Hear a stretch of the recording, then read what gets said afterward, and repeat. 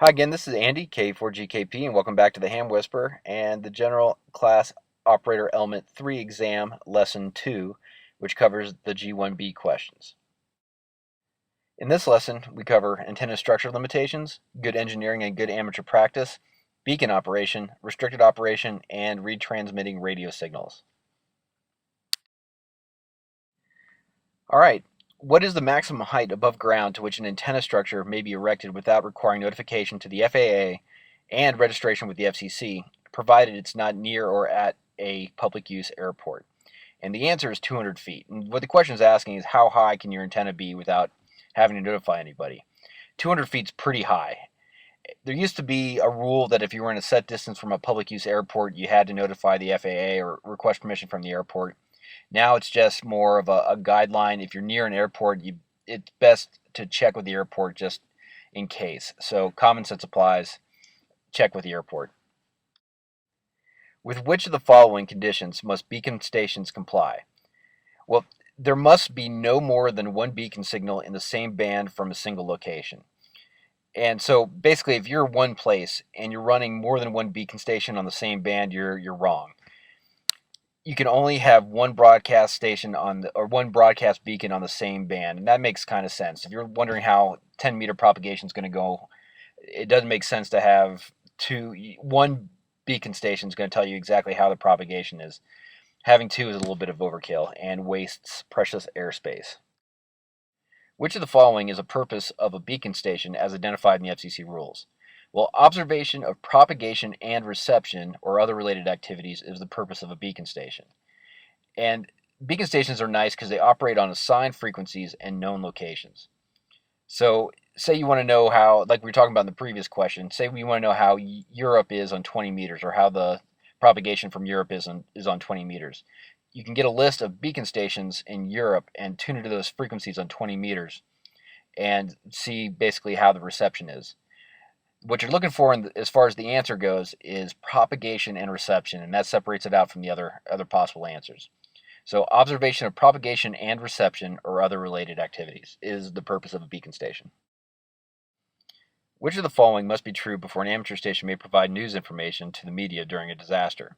Now, this is important. The information must directly relate to the immediate safety of human life or protection of property, and there is no other means of communication available, so there's several wickets. So if you're reporting that a bridge is out or a dam broke or there's a tornado on the ground or something like that and you can't communicate it any other way, you can talk to the press.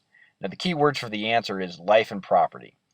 And you always want to be careful when you're talking to the media, and you can get in a lot of trouble, and it can be a big pain. So just kind of make sure all those wickets are met before you start talking to the press.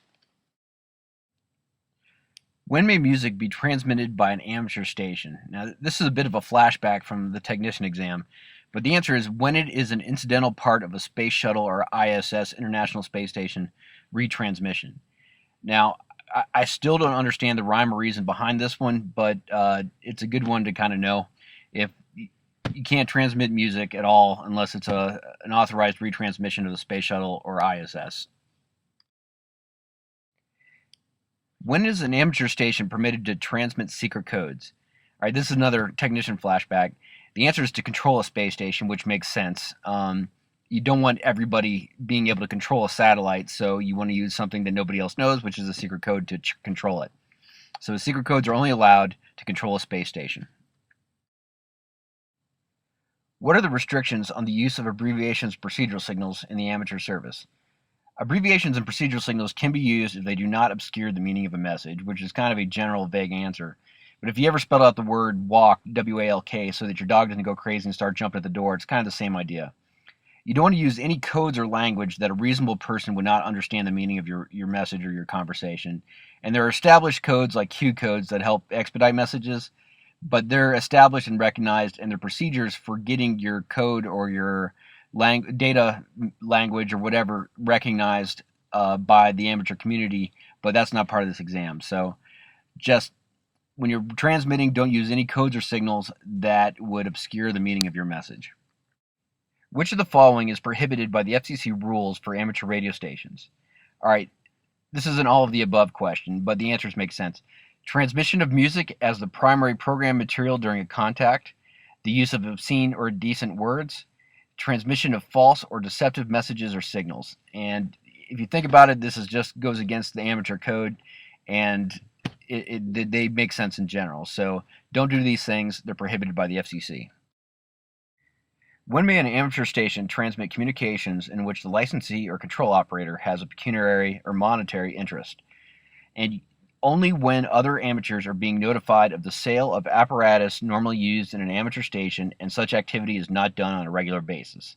So basically, you can't set up a business on a ham radio station. If you happen to have a piece of equipment you're trying to sell, yeah, you can mention it as for sale on the air. However, don't make a habit of that. It's bad and it's against FCC regulations. What is the power limit for beacon stations? Well, the power limit for beacon stations is 100 watts PEP output. And this is one to memorize, but it's a nice round number and it's pretty easy to memorize. Now, having a set PEP output allows for better estimation of propagation conditions. So, if you're looking to see how well Europe is coming in, and you find a beacon station, you know that station's not operating more than 100 watts. So, you know that if you operate at 100 watts, you'll probably have about the same signal strength as that beacon station in theory. How does the FCC require an amateur station to be operated in all respects not covered by the Part 97 rules? Well, the answer is in conformance with good engineering and good amateur practice, which in other words means be polite, be respectful, use common sense, and don't set your equipment up so that it's going to mess up everybody else's equipment.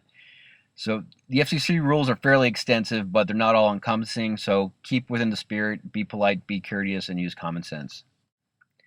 Who or what determines good engineering and good amateur practice that apply to operation of an amateur station in all respects not covered by the Part 97 rules? Well, the FCC does. So, kind of go over the top as far as being polite and respectful and using common sense, because if it's in question and the FCC says you're bad, they're the authority, so therefore you are bad. They are the boss. Obey the FCC.